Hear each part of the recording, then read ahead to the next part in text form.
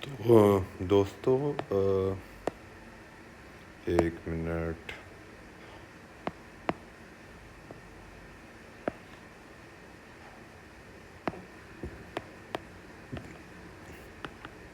सेवेंटीएथ BPSC का exam होने वाला है। बीपीएससी TRE 3 नहीं है, CC है, कंबाइंड कॉम्पिटिटिव एग्जामिनेशन, जिसमें शायद CDPO या FAO का भी पोस्ट आया है। और ये एग्ज़ाम आपका कुछ 13 दिसंबर 2024, ठीक 30 दिन बचे हुए हैं मोटा मोटी पढ़ने के लिए। तो आज इसमें देखने वाले हैं इस लेक्चर में कि कुछ इम्पोर्टेंट साइट फॉर टूरिज़्म इन बिहार, और ये आपका आ जाता है ज्योग्राफी और ऑफ बिहार में। जो बिहार के मेरे भाई बंधु हैं उनको मालूम होगा, ये बिहार का मैप है और यहाँ पे बीच में कुछ यहाँ से यहाँ तक जाता है आपका पटना, ठीक है। तो ये है पटना, पटना का पहले। और मैं ये सिर्फ एक फैक्ट बेस्ड, मतलब सिर्फ आपको फैक्ट पढ़ के जाना है इसमें बीपीएससी में, क्योंकि 150 में से 50 क्वेश्चन फैक्ट ही बनाएगा बीपीएससी। बाकी 30-40 कंसेप्चुअल बना सकता है, लेकिन 50 उसको फैक्ट बनाना ही पड़ेगा, क्योंकि बीपीएससी का एग्ज़ाम नहीं है भाई बंधु, ठीक है। ये तो ये पटना है। पटना का पहला नाम कुसुमपुर याद रखिएगा, या पुष्पापुर, या पाटलिपुत्र, या अजीमाबाद। ये बस ये 4 फैक्ट हो गए। आगे बढ़ते हैं। 5.7 किलोमीटर एक लंबा महात्मा गांधी सेतु बना हुआ है, जो कि दुनिया का सबसे लंबा एक नदी के ऊपर जो पुल बनाया गया है वो है। ये 6 किलोमीटर लंबा मान के चलिए, और इसका नाम है महात्मा गांधी सेतु। इसके बाद अगला आ जाते हैं तख्त श्री हरमंदिर पटना साहिब। वैसे तो बिहार में सिखों का पॉपुलेशन बहुत कम है, लेकिन यहाँ पे गुरुद्वारा है पटना साहिब में। और ये पटना साहिब पटना जंक्शन, जो पटना जंक्शन मतलब पटना रेलवे स्टेशन के एक स्टेशन बाद पटना साहिब आता है, वहाँ पे ये रेलवे स्टेशन है। वहाँ पे एक गुरुद्वारा सिखों का बनाया गया है। और ये क्यों बनाएंगे? क्योंकि यहाँ पे गुरु गोविंद सिंह जी, जो 10th गुरु ऑफ सिख थे, इनका जन्म हुआ था। इसको किससे बनाया था भाई? महाराजा रंजीत सिंह जी ने बनाया था इनको। इसके बाद जो गुरु गोविंद सिंह थे, ये 1666 में इनका जन्म हुआ था। याद रखिएगा, 1666 में पटना में जन्म हुआ था। बस इतना सही। अब अगला जाते हैं। आपको सिर्फ फैक्ट याद कर रखना है यार। ये अगला जाता है गोलघर। गोलघर कहाँ पे? गांधी मैदान पटना में। गांधी मैदान कहाँ पे है? पटना रेलवे स्टेशन से 4 या 5 किलोमीटर की दूरी पे एक बहुत बड़ा सर्कुलर एक मैदान है, जहाँ अंदर लोग खेलते हैं, कूदते हैं। इसमें 4 एंट्रेंस गेट हैं। यहाँ पे बस स्टॉप की सेवा है, तो इसी को बोला, यहीं पे गोलघर है। बस आपको इतना याद रखना है, गोलघर पटना में है। जो लोग बिहार के होंगे उनको तो मालूम ही होगा, बहुत अदर दूसरे स्टेट से भी बच्चे लोग एग्ज़ाम देने आते हैं। अब अगला आ जाता है, एक एंशियंट टेम्पल है पाटन देवी, जिनका पाटन देवी या इनको माँ पटवेश्वरी भी बोला जाता है। और 51 जो शक्तिपीठ है हिंदू में, उनमें से एक ये है। और इस टेम्पल का पहले नाम था माँ सर्वानंदकारी पटवेश्वरी। और ये जो है, बस इतना ही आपको रखना है। और ये पटना साहिब जो गुरुद्वारा है उसके बाजू में ही, मतलब नियरली सिचुएटेड है ये मंदिर, ठीक है। अब आ जाते हैं महावीर हनुमान मंदिर। ये तो सभी को पता होगा, ये आपका पटना रेलवे स्टेशन पर ही है। जस्ट रेलवे स्टेशन से निकलते ही 100 मीटर की दूरी पे है ये, ठीक है। प्लेटफॉर्म से निकलते ही महावीर या हनुमान टेम्पल ही बोला जा सकता है, जो पटना जंक्शन में है। और इनमें जो यहाँ का मिठाई काफ़ी फेमस है। फिर जो ये महावीर मंदिर ट्रस्ट है ये, और जो माँ वैष्णो देवी श्राइन का इन जो ट्रस्ट है, ये 2 ट्रस्ट, माँ वैष्णो देवी को पता है कहाँ पे है, और जो ये महावीर मंदिर ट्रस्ट, इन दोनों का जो ट्रस्ट है, ये सबसे ज़्यादा हाईएस्ट बजट है इनके पास में, नॉर्थ इंडिया में की बात कर रहा हूँ मैं। फिर कुम्हार पार्क आ जाता है, जो कि पटना में है, मौर्यन पीरियड का हुआ करता था ये। बस आपको इतना ही याद रखना है, और इसमें कुछ नहीं। एंशियंट टेम्पल एक अगम कुआं है। अगम कुआं क्योंकि इसमें बॉटमलेस वेल है, इसका गहराई कहाँ तक गया है पता ही नहीं चल रहा है। और ये जो एम्पायर थे उनके टाइम का है ये। इसमें 13 मीटर जो है वो ईंट से बनाया गया है, ब्रिक से बनाया गया है, और नीचे का जो 19 मीटर है वो वुडन से बनाया गया है। आपको पता होगा एंशियंट टाइम में आयरन से पहले वुडन का इस्तेमाल किया करते थे, और ये आर्कियोलॉजिकल सर्वे ऑफ इंडिया में भी इनका नाम आ रखा है। पटना म्यूज़ियम आ जाते हैं नेक्स्ट, जो कि 3 अप्रैल 1917 को इनॉग्रेट हुआ था। 1917 में भी एक चंपारण में भी सत्याग्रह हुआ था। और इसका जो स्टाइल है, मतलब स्टाइल है जैसे होता है ये हिंदू का मंदिर हो गया, तो ये कुछ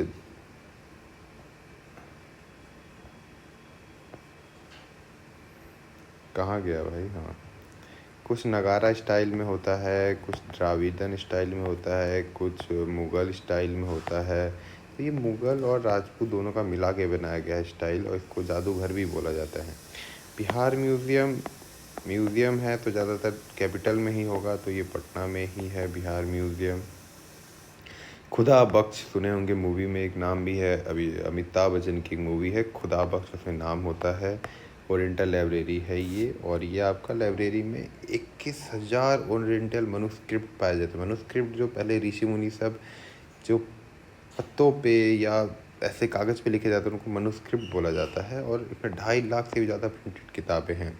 और इनका जो किताब, ये जो लाइब्रेरी है, ये जो इनके बिहार खान बहादुर खुदा बख्श के बेटे ने खोला था। ठीक है, अब ये बुद्धा स्मृति आ जाते हैं अगला, जो कि फ्रेज़र रोड पटना जंक्शन के पास होने वाला है। बस आपको इतना याद रखना कि बुद्धा स्मृति पार्क फ्रेज़र रोड पटना में है। बराबर केव्स आपने बहुत बार सुना होगा ये, अगर आपने एंशियंट हिस्ट्री पढ़ रहे होंगे या आर्ट एंड कल्चर आप पढ़ेंगे तो आपको इसका नाम हर जगह सुनाई पड़ेगा। ये जहानाबाद डिस्ट्रिक्ट में है। आप बताइए जहानाबाद डिस्ट्रिक्ट कहाँ पे है? तो ये गया है, गया के इस पार्ट में, यानी ये हो गया वेस्ट, ये हो गया साउथ। वेस्ट और साउथ के बीच में गया है। गया के अगला ही आपका झारखंड स्टार्ट हो जाता है। बस आपको इतना सही याद रखना है। ये सब छोड़ दीजिए, सब इतना आपको नहीं जाना है डीप में, क्योंकि फैक्ट बेस्ड एग्जाम है। इसमें से आपको 2 या 3 क्वेश्चन पूछने वाला है यूपीएससी, वो भी 1 या 2 क्वेश्चन मान के चलिए। अगर कोई करंट अफेयर में होता ही इसमें कुछ ना कुछ। अब नवलखा पैलेस राजनगर में है। राजनगर कहाँ है? मधुबनी में। मधुबनी कहाँ है आपको बताना है, ये डिस्ट्रिक्ट कहाँ पे है। और इस पैलेस को बनाया गया था भाई महाराजा रामेश्वर सिंह। बस आपको इतना सा याद रखना। नवलखा समझते हैं, बहुत बार सुना होगा आपने, नवलखा। अब अगला जाते हैं मोतिहारी। बहुत इस जगह का बहुत नाम है मॉडर्न हिस्ट्री में, फ्रीडम फाइटर्स, ये फ्रीडम स्ट्रगल में। यहाँ पे महात्मा गांधी ने पहली बार सत्याग्रह किया था। यहाँ पे एक फिर इसका अगला जाता है कि मोतिहारी स्तूपा बनाया गया। स्तूपा जब भी आता है ये तो बुद्धा के टर्म में आ जाता है। भगवान बुद्ध के उसमें माना जाता है। ये 104 फीट ऊंचा एक स्तूपा है। और यहाँ पे कहा जाता है जॉर्ज ऑरवेल, मैंने भी ये नाम पहले नहीं सुना था। ये लेजेंडरी ऑथर जॉर्ज ऑरवेल का जन्म भी यहीं पे हुआ था। और यहाँ पे एक महात्मा गांधी म्यूज़ियम और एक स्टोन पिलर पाया जाता है, और एक मोती झील है जो कि एक कैनाल है मोतिहारी में। कैनाल पता है आपको क्या होता है? ये आपका 2 तरफ खेत है, बीच में से पानी बहती है और ये खेतों को पानी सप्लाई करती है, इसको बोला जाता है कैनाल। अगला हम आ जाते हैं केसरी स्तूपा केसरिया ईस्ट चंपारण। ये बिहार का मैप है आपका। यहाँ पे वेस्टर्न मोस्ट में वेस्ट एंड ईस्ट चंपारण है। और जो ये स्तूपा है ये tallest and largest Buddha stupa है इंडिया में। और इसकी अगर हम हाइट देख लेते हैं, ये हाइट वाइट तो मेंशन नहीं, बस आप इतना याद रखिए कि केसरिया स्तूपा इस चंपारण में पाया जाता है। अगला हम आ जाते हैं गांधी संग्रहालय। संग्रहालय मतलब होता है म्यूज़ियम। और ये मोतिहारी टाउन में है। मोतिहारी में ही क्यों बनाया गया है? क्योंकि महात्मा गांधी ने जो चंपारण में सत्याग्रह किया था 3 कठिया सिस्टम के लिए, 3/20 खेत में जो इंडिगो प्लांटेशन के लिए अंग्रेज परेशान कर रहे थे, इसलिए यहाँ पे इनको बनाया गया था। और ये गांधी मेमोरियल पिलर, मेमोरियल मतलब याद में बनाया गया है, किसी की याद, मेमोरियल पिलर। तो और इनका जो डिज़ाइन किया गया था नंदलाल बोस जी ने किया था। बस आपको इतना सही याद रखना। अब आ जाते हैं अगला होने वाला हमारा रोहतास। रोहतास कहाँ पे बताइए। ये सब जो स्टेट है बिल्कुल वेस्टर्न बिहार में पाया जाता है। और जो ईस्ट बिहार के लोग हैं, बिहार भी एक एरिया में अच्छा खासा बड़ा है, तो ईस्ट और वेस्ट जाने में कम से कम 24 घंटा लग जाता है। और ईस्ट वालों को वेस्ट से इतना कनेक्शन नहीं हो पाता है, क्योंकि यहाँ पे अच्छा ट्रांसपोर्ट नहीं है। डेवलप हो रहा है अभी ये।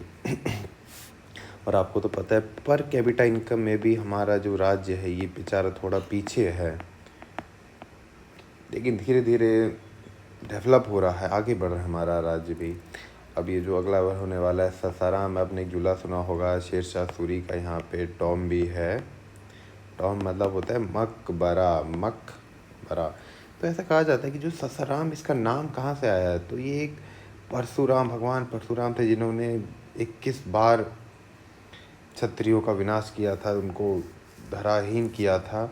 उनके और सहस्त्रबाहु के बीच में एक युद्ध छिड़ा था, और इसी इन दोनों के नाम से मिला के जगह का नाम निकलता है सासाराम। हम अगला जाते हैं शेरशाह सूरी, आपको पता ही होगा। ये इनका जो मकबरा है सासाराम में है, रोहतास में। और इनका मकबरा खुद इन्होंने बनाना स्टार्ट किया था, लेकिन इनका मकबरा ख़त्म हुआ था। इनके बेटे जो इस्लाम शाह थे, इनकी मृत्यु के 3 महीने बाद इन्होंने ये ख़त्म किया। अब हम अगला आ जाते हैं माँ तारा चंडी टेम्पल, मतलब मंदिर। ये 51 शक्तिपीठ में से एक ये भी शक्तिपीठ माना जाता है। और कहते हैं कि यहाँ पे जो माँ तारा चंडी देवी थी, उनका जो दाहिना आँख था वो गिर गया था, और दूसरा जो एक राक्षस था चंद, उनका इन्होंने यहाँ पे विनाश किया था। तो इसी से इनका नाम, यहाँ पे इस मंदिर का नाम पड़ा है माँ तारा चंडी देवी। तारा माता का नाम हो गया, चंडी राक्षस जी का नाम हो गया। और ऐसा माना जाता है कि एक सिंबल ऑफ हारमनी, हारमनी मतलब शांति का एक संकेत आता है, क्योंकि ये टेम्पल जो है एक मस्जिद के बगल में बना हुआ है। और आप तो जानते हैं कितना वो हो जाता है टेम्पल और मॉस्क अगर आसपास हो, लेकिन फिर भी यहाँ पे दोनों एक साथ बनेगी, जो कि बहुत अच्छी बात मानी जाती है। फिर अब हम आने वाले, अगला है हमारा सीतामढ़ी होने वाला है। ये सब एकदम नॉर्थ बिहार में पाया जाता है, एकदम ऊपर ऊपरी। और कैसे इसके नाम में ही छुपा हुआ है सीता। तो यहाँ पे माता सीता देवी का जन्म, माता सीता जो रामायण में आप देखे होंगे, उनका जन्म हुआ था। और यहाँ पे 3 मंदिर के लिए लोग आते हैं, सीता टेम्पल के लिए, एक जानकी टेम्पल और एक हलेश्वर टेम्पल। और इसमें से एक 2 फेस्टिवल यहाँ पे याद रख लिए, राम नवमी 9वां दिन, और समचेखवा। अगला ये 2 बस टेम्पल का, ये फेस्टिवल का नाम याद रखिए। अगला जानकी टेम्पल जो है, जानकी टेम्पल पुनौरी धाम कितना है, 5 किलोमीटर की दूरी पे है सीतामढ़ी से। और यहाँ पे एक सीता कुंड भी बना हुआ है, सीता कुंड नाम समझिए, क्योंकि यहाँ पे माता सीता का जन्म हुआ था। अगला माँ सीता, हाँ, नालंदा बिल्कुल साउथ में आगे है। अब हम साउथ बिहार की तरफ आगे, साउथ वेस्ट बिहार, ये बिहार है तो इसका ये वेस्ट है, ये साउथ है। यहाँ पे कुछ पाया जाता है नालंदा। और नालंदा बहुत फेमस है क्योंकि ये ओल्डेस्ट यूनिवर्सिटी है। यूनिवर्सिटी मतलब आप इंस्टीट्यूट मान के चलिए, कॉलेज मान के चलिए। पढ़ाई, यहाँ पे पढ़ाई का एक कुछ ऐसा था कि यहाँ पे पढ़ाई लिखाई बहुत ज़्यादा, पुरानी चीज़ इकट्ठा करना। और ये गुप्ता या पाला पीरियड डायनेस्टी जो हुआ करती थी उन ज़माने का है। और इसको खिलजी ने एकदम सत्यानाश कर दिया था, तबाह कर दिया था। फिर भी ये नालंदा। और यहाँ पे जो जैन के तीर्थंकर हैं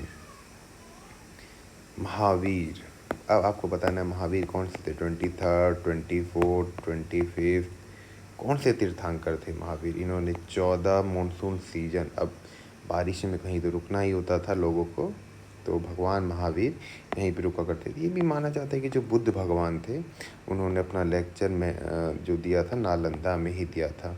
और आपने 2 बहुत अच्छे ट्रैवलर का नाम सुना होगा, यू त्सेंग, जो चाइना से आते हैं, और आई टी सिंह, ये दोनों जो चाइना से आते हैं ट्रैवलर थे, देश देश घूमते थे, वहाँ पे बायोग्राफी लिखते थे, जो नोटिस करते थे वो लिखते थे। इन्होंने भी 10 साल अपना नालंदा में गुजारा था। अब हम आ जाते हैं राजगीर, जो कि 5 हिलों से, 5 पर्वतों से, 5 पहाड़ों से घिरा हुआ है, और यहाँ पे किसी को आक्रमण करना भी मुश्किल हो जाता था। तो ये राजगीर है, ये भी नालंदा डिस्ट्रिक्ट में पाया जाता है। और कहते हैं ये मगध जो था उनका पहला कैपिटल समझ रहे हैं, राजधानी मगध का पहला राजगीर ही था। राजगीर का नाम आपका मिलेगा यहाँ से राजा का घर, राजघर, या रॉयल हाउस बोलिए, शाही घर, या रॉयल माउंटेन बोलिए। अब जो शिशुनागा थे, नागा डायनेस्टी के, इनका भी जो पहला राजधानी था 413 ईस्वी, आपको ये याद रखना पड़ेगा फिगर। शिशुनागा 413 बीसी की हम बात कर रहे हैं, ये हमें भी एडी में चल रहे हैं। इनका भी पहले पाटलिपुत्र से पहले राजगीर ही कैपिटल हुआ करता था। और लॉर्ड महावीर, भगवान महावीर जो 24वें तीर्थंकर थे, मैंने आपसे वहाँ क्वेश्चन भी पूछा था कि महावीर कौन से तीर्थंकर है, देखिए आपको मिल गया ना 24वें तीर्थंकर थे। उन्होंने आपको पहले 4 तीर्थंकर के नाम और आखिरी के 4 तीर्थंकर के नाम आपको याद रखने पड़ेंगे। इसमें सिंबल याद रखना पड़ेगा, कहाँ पे लोटस है, कौन सा बुल को रिप्रेजेंट करता है, कौन सा सरपेंट यानी सांप को रिप्रेजेंट करते हैं, ये भी आप देख लीजिएगा। मैं सिर्फ एग्जाम पॉइंट ऑफ व्यू से पढ़ा रहा हूँ आप लोगों को। और ऐसा कहा था जो 20वें जैन तीर्थंकर थे मुनि सुव्रता, इनका जन्म भी यहीं पे हुआ था। तो आपको एक तो 24वां याद कीजिए, 20वां याद कीजिए, पहले 4 याद कीजिए और लास्ट के भी 4 याद कीजिए। तो मुनि सुव्रत भगवान तीर्थंकर जो थे, इनका भी जन्म यही हुआ था। अब आते हैं विश्व शांति स्तूपा। आपको मालूम होगा कि जापान के हिरोशिमा और नागासाकी, इस 2 जगह पे बॉम्ब ब्लास्ट हुआ था, कितनी जाने गई थी। तो इसको लेके एक वर्ल्ड पीस पगोड़ा का एक स्थापना हुआ था कि एक स्तूपा जहाँ पे 10 लोग, 10 देश, 10 लोग आके शांति की बात करें, शांति फैलाए। तो विश्व शांति स्तूपा ये बनाया गया है।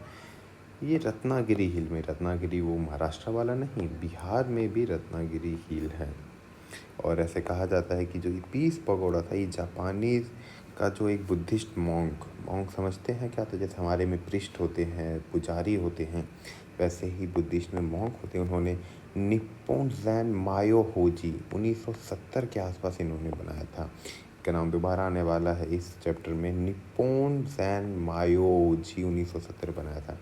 और ये जो स्तूपा है, ये विश्व का सबसे लंबा शांति पीस पगोड़ा यानी शांति स्तंभ भी इनको बोला जाता है हिंदी में, अगर हम हिंदी की बात करें। देखिए बीपीएससी की आप लोग तैयारी कर रहे हैं तो ये मत सोचिए कि हम हिंदी मीडियम में है और हम हिंदी को प्रमोट करना चाह रहे हैं। मैं ऐसा कुछ वो नहीं चाहता हूँ, सभी भाषाएं बराबर हैं। इंग्लिश इसीलिए मैं थोड़ा प्रेफर करता हूँ मेरे दोस्तों कि अगर आज आपका बीपीएससी क्लियर हो रहा है तो कल को आप यूपीएससी भी दीजिए।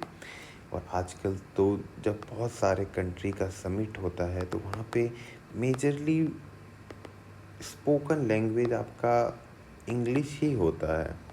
तो आपसे अनुरोध है कि आपका हिंदी स्ट्रॉन्ग है, मुझे मालूम है, लेकिन आपको अपना इंग्लिश भी थोड़ा इम्प्रूव करना चाहिए। और जिसका इंग्लिश अच्छा है वो और इम्प्रूव करिए, ताकि आप भी कल जब आईएएस आईपीएस बने या कोई भी ग्रुप ए जॉब ले तो एटलीस्ट आपको हिंदी और के साथ इंग्लिश भी उतने अच्छे तरीके से ही आना चाहिए। इससे आपकी पर्सनैलिटी जो है वो थोड़ी इन्हेंस होगी। तो वापस आ जाते हैं, सप्तपर्णी केव जो है ये होने वाला आपका राजगीर में। और ये जो पहले बुद्धिस्ट काउंसिल हुआ था, आपको मालूम होने वाला है कि 4 बुद्धिस्ट काउंसिल हुआ था। तो जो पहला बुद्धिस्ट काउंसिल हुआ था जो कि भगवान बुद्ध के मृत्यु के बाद हुआ था, वो पहला सप्तपर्णी केव में ही हुआ था जो कि राजगीर में है। तो आपको याद रखना चाहिए ये। अब बाकी 3 बताइए कहाँ पे हुआ था? कोई पाटलिपुत्र भी मैंने सुना है, कुछ वैशाली भी सुना है मैंने, कुछ एक मैंने कश्मीर में भी सुना था। आपको भी याद रखना चाहिए अगला 3 बुद्धिस्ट काउंसिल कहाँ पे हुआ था, ठीक है?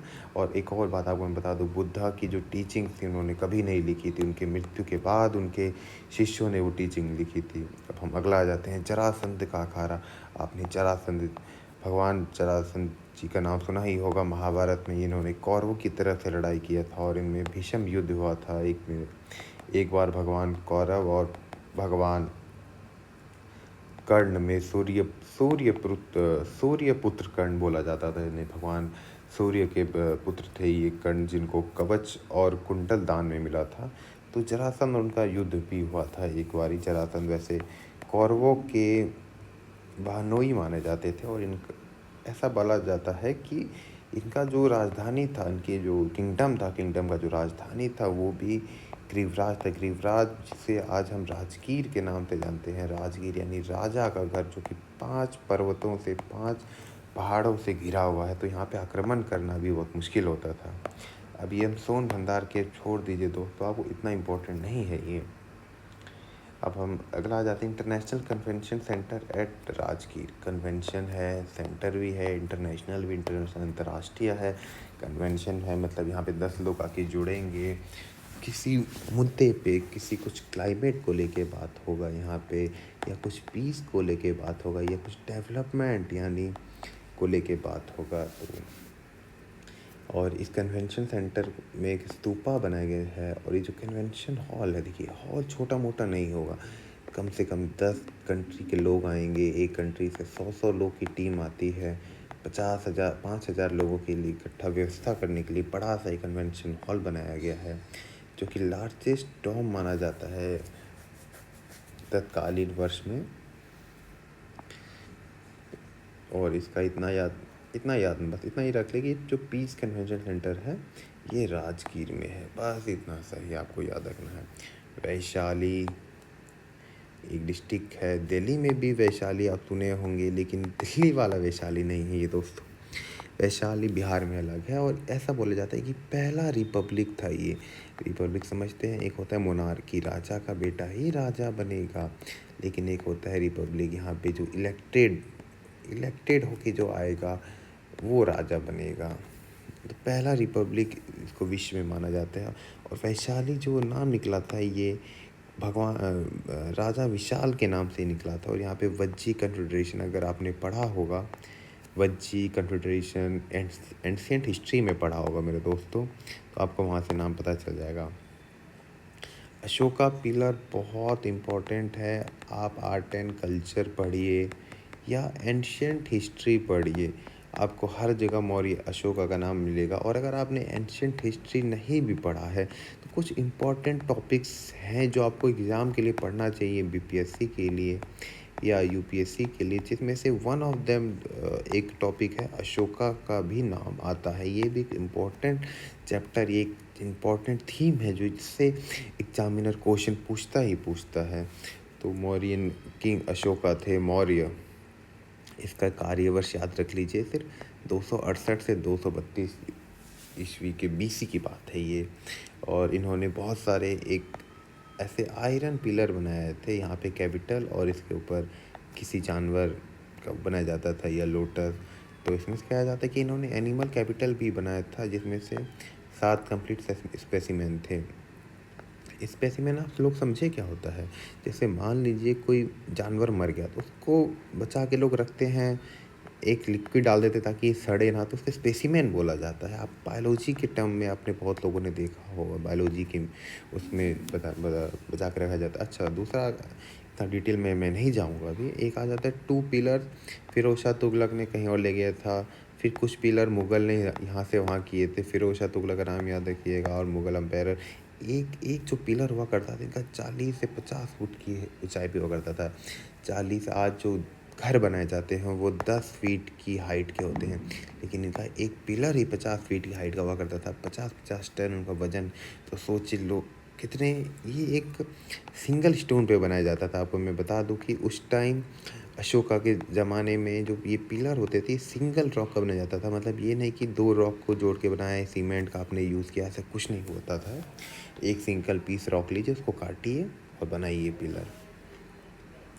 शांति स्तूपा देखिए फिर से आ चुका है ये विश्व शांति स्तूपा, और इसको निप्पोन मायोजी कौन थे ये थे आपके जापान के एक मॉन्क, बुद्धिस्ट मॉन्क थे। अब हम गया में आ जाते हैं। गया की जो कि साउथ बिहार में पाया जाता है, ये स्मॉल टाउन है in the state of sorry बोध गया। आपने यहाँ पे जो सेक्रेड बोधि ट्री है, जो बोधि ट्री है यानी पीपल का पेड़ होने वाला है, यहीं पे भगवान बुद्ध को इनलाइटमेंट मिला था। देखिए इनलाइटमेंट, आपको इनलाइटमेंट का मैं मतलब बता देता, लेकिन आपको डिक्शनरी खोली ताकि आपको भी थोड़ा क्लैरिटी मिले। तो यही महाबोधि टेम्पल होने वाला है। महाबोधि टेम्पल जो है वो बोध गया में, और बोध गया का नाम भी निकला था भगवान बुद्ध और गया के उससे, जो कि निर्जना नदी के पास, बस आपको इतना याद है, निर्जना रिवर बोध गया। और ये जो है ये ओल्डेस्ट ब्रिक टेम्पल है, ईंटों से बनाया गया टेम्पल है ये टेम्पल बस ऊंचाई छोड़िए। बोधि जो ट्री है मंदिर के बगल में ही बोधि ट्री मतलब भगवान बुद्ध ने जहाँ पे बैठ के एनलाइटमेंट हासिल किया था। ये बोधि ट्री नहीं, मतलब ये पीपल का पेड़ बोला जाता है। और ये 4.8 हेक्टेयर कम्प्लेक्स में बनाया गया है ये मंदिर, और इसे यूनेस्को ने भी वर्ल्ड हेरिटेज साइट का दर्जा दे दिया था 2002 में। यूनेस्को, यूनाइटेड नेशन ने वर्ल्ड हेरिटेज साइट का भी दर्जा दिया था इनको। अब ये जो बोधि ट्री है, इनका कुछ यहाँ से तोड़ के ले गए थे आनंदा बोधि ट्री के नाम से, जो कि श्रावस्ती में मिलेगा। दूसरा श्रीलंका में भी बोधि ट्री पाया गया था, जो कि यहीं से ओरिजिनल जो बोधि ट्री है बोध गया में, इसी का थोड़ा सा टहनी तोड़ के ले गया था। विष्णुपद टेम्पल नाम से आपको पता चल रहा है भगवान विष्णु से जुड़ा हुआ है। तो ये विष्णुपद टेम्पल भगवान विष्णु की याद में, भगवान विष्णु के लिए बनाया गया है, डेडिकेट किया गया उनकी पूजा और अर्चना के लिए। और ये आपको भी गया में मिल जाएगा। ये भी फाल्गु नदी के आसपास होने वाला है। और यहाँ पे भी मैंने आपको एक नदी का नाम बताया था, कौन सी नदी के, ये निर्जना रिवर, और यहाँ पे फाल्गु नदी। तो आपको ये 2 नदी के भी नाम याद रखने हैं कि आपको कुछ भी पूछे ये मंदिर कहाँ पाया जाता है, तो फिर आपको 2 ही नदी, निर्जना और फाल्गु नदी का नाम याद रखना है मेरे दोस्तों। ऐसा माना जाता है कि भगवान राम और सीता ने भी इस मंदिर को विजिट किया था। अच्छा, मेन इम्पोर्टेंट बात यहाँ पे ये होने वाला कि जो ये मंदिर है ये दोबारा बनाया गया था बाय देवी अहिल्याबाई होलकर, जो कि इंदौर के राजा हुआ करते थे 1787 ईस्वी में। बस इतना याद रखिएगा, देवी अहिल्याबाई। अब अगला आने वाला है विष्णुपद मंदिर में 40 सेंटीमीटर भगवान विष्णु का जो पैर है, फुटप्रिंट, वो भी पाया गया है, मतलब आधा मीटर मान के चलिए। तुंगेश्वरी टेम्पल गया में पाया जाता है। महाकाल केव है भगवान शिव का ये वो।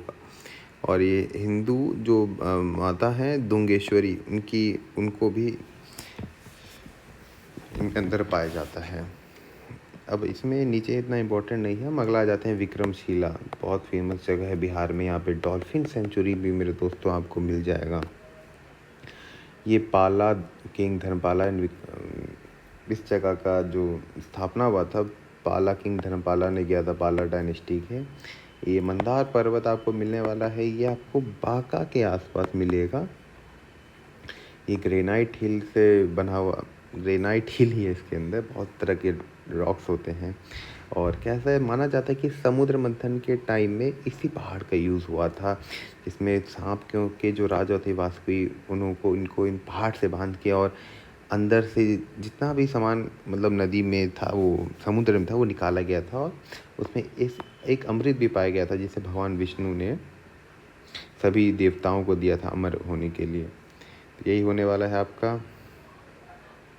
और ऐसा माना जाता है कि जो 12वें तीर्थंकर थे वासुपूज्य, यानी आपको 12वां, 20वां, 24वां, ये 3 नाम यहाँ पे आ रहे हैं मेरे दोस्त तीर्थंकर, यानी जैन में जो तीर्थंकर थे तो वासुपूज्य का भी आपको नाम याद रखना चाहिए, जिन्होंने अटेन किया था निर्वाणा, इसी पर्वत पे उन्होंने किया था।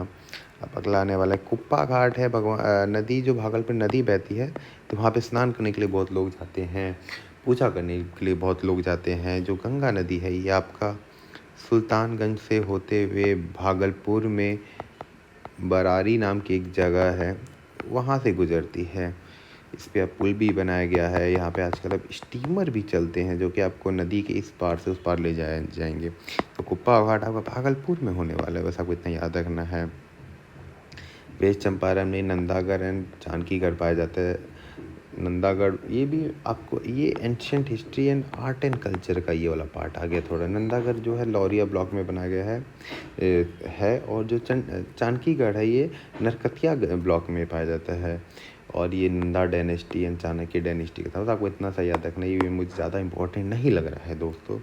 इसमें से हार्डली 1 से 2 क्वेश्चन पूछा जाता है, वो भी अगर कुछ करंट से रिलेटेड हो या करंट वाला स्टैटिक्स पे अगर आपको थोड़ा